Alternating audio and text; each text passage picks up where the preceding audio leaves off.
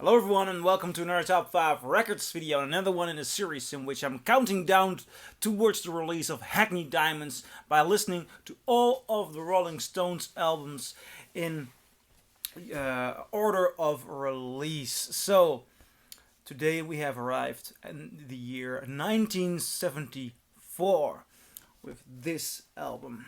It's only rock and roll. Well, to be quite frank, before I started this series, I did not pay close attention to It's Only Rock and Roll. I know it's not generally considered one of their best albums.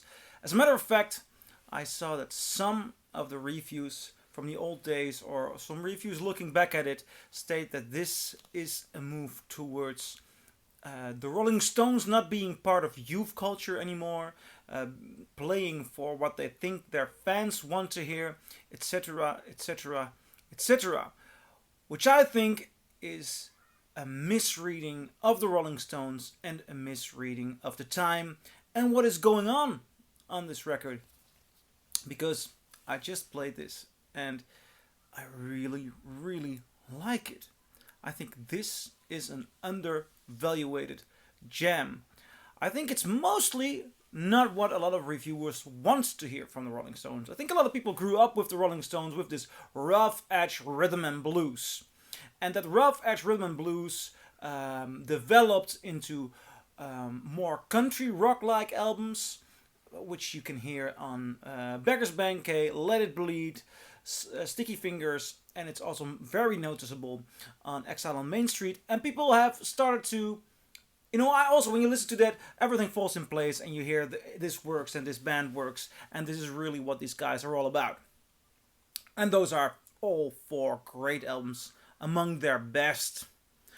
But this album sounds fresh and a lot better than Goat's Head Soup.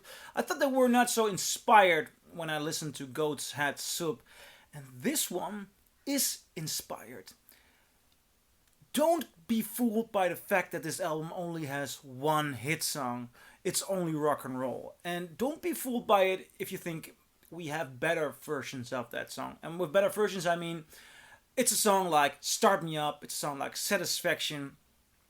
And especially if you listen to it on the radio, you do not really hear the funkiness going on, the playfulness going on there, the Faces influences going on there. Now, what I found is the so-called first European pressing, which is a German pressing, and I think it's a nice choice to have a German pressing because a lot of this album was recorded in Munich. Now, supposedly the first UK sounds better, but this is already a very good sounding album. And I was very happy to find it because I found two copies of these. One which was priced for €200 here in Amsterdam, and this one for €8 just to shop around the corner. And it's good silent vinyl, this first German pressing. And it's a good lively sound. Okay, this is not an album with a lot of hits, but they are grooving and they are doing some funky stuff here. You can hear that the Rolling Stones are in for a different sound. This is not the country blues rock anymore. And is that a problem? No, because they made four great rock albums with great country and blues influences. This to me is refreshing and it's awesome.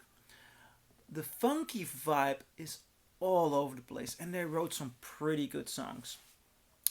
The first three songs are immediately great openers to this album, and it builds up for me towards It's Only Rock and Roll. Now, listening to It's Only Rock and Roll on this pressing on a good vinyl really opened up my heart. Especially because I think I got used to hearing this song being played live, and then you don't really get the speciality in the rhythm of this song.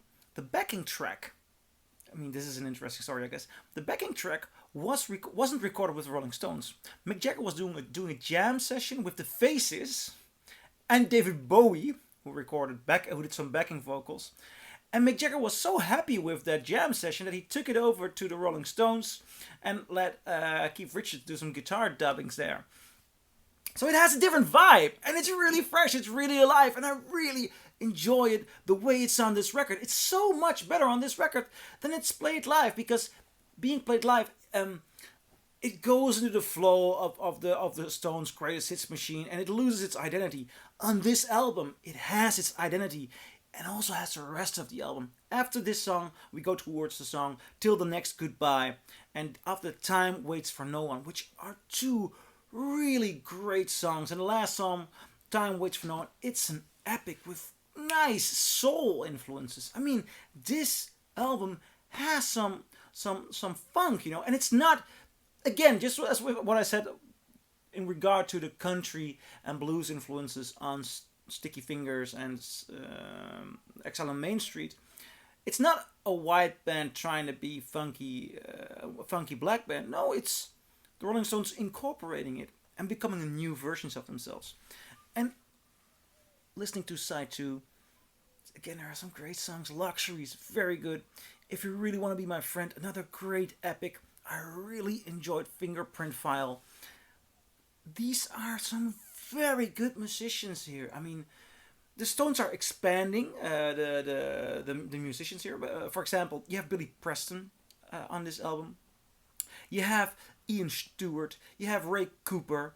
I believe even there was a song mixed by Clint Johns. And it's fully produced by Keith Richards and Mick Jagger. And it sounds really so much better than Goat's Head Soup. I mean, it's only rock and roll, but I like it. This is a great album. It's a very good rock and roll album. It's a very good Rolling Stones album.